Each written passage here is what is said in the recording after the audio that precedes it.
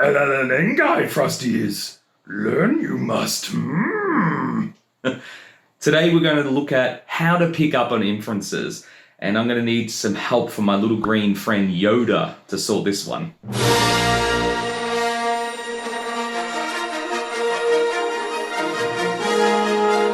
I've taught inference to a number of different students, at first as an English teacher and then as a history teacher. And the one thing I can't understand is how many teachers talk about how difficult it is.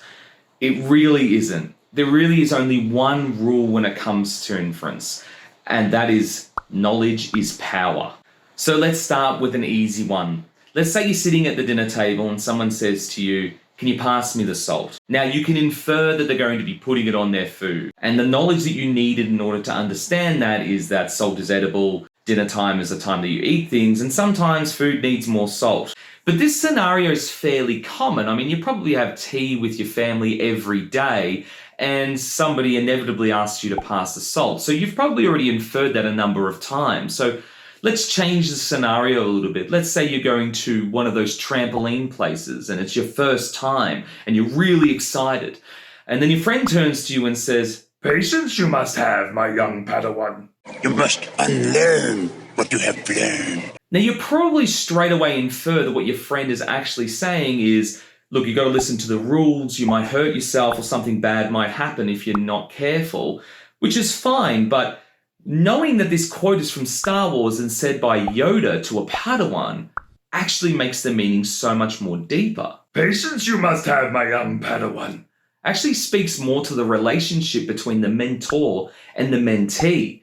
Now, the Padawan in this instance, learning to jump on the trampolines for the first time, is not just learning how to jump. They're learning the ways of the Force, what is right, what is just, what is the best way to go about things. And on the other side, the mentor is the experienced one, the knowledgeable one, the wise one. Size matters not. Look at me. Judge me by my size, do you? I mean, Jedi is even considered a religion, so there's a whole heap of subtext there around, will you join my religion or will you be part of my jumping party? Not to mention the fact that the order of words is actually atypical because it's Yoda's speech. He tends to put the verb after the subject, which is not what we normally do. But knowing that Yoda would normally do that helps us understand where this comes from. Always with you what cannot be done.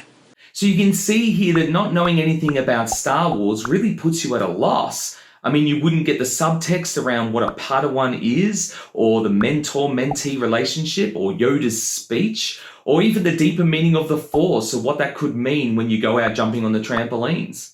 Why not? Do. Or do not. There is no try. Now, according to researchers, a whole heap of different types of inferences out there. Pressler identified 13 of them in 2006. But they all can be answered and addressed with one simple question. What don't I understand about this? Now, this is the reason why teachers and students say this is so difficult, because a question like, what don't I understand about this, is a thinking question. It makes you work for the answer. It's not straight there in front of you. You need to get behind the text, between the text, understand the context around the text. Now, be kind to yourself here. The more you do inference, the better you'll get at it. I don't believe it. That is why you fail.